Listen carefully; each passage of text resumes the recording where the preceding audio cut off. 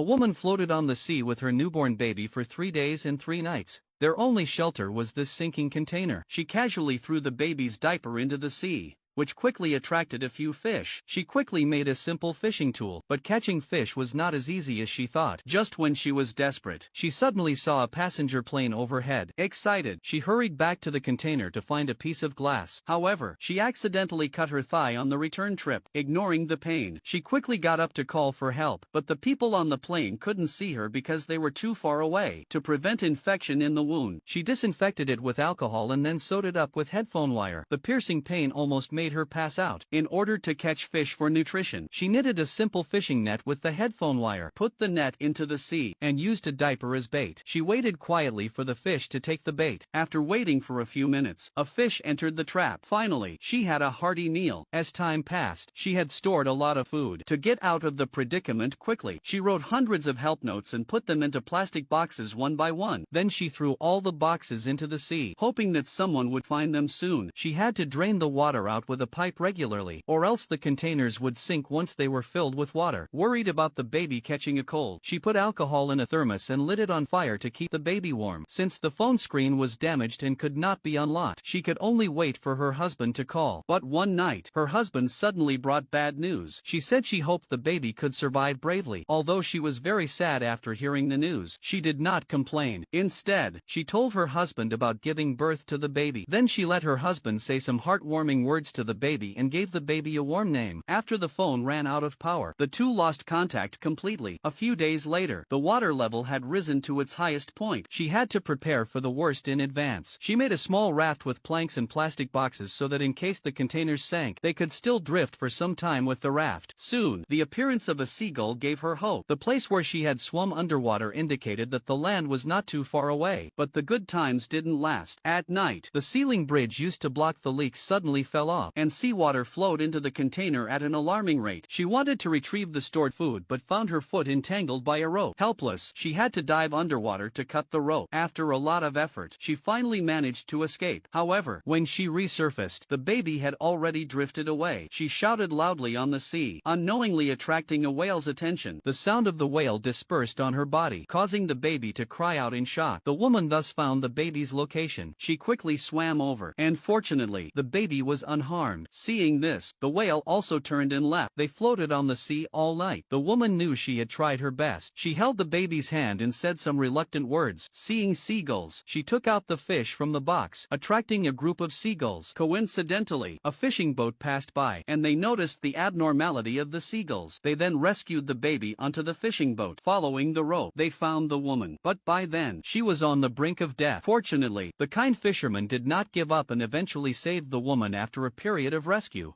It is hard to imagine a woman floating on the sea for a whole month, relying on her strong willpower to keep herself and the baby alive. One cannot help but admire the great power of maternal love. Subtitles provided by the Amara.org community.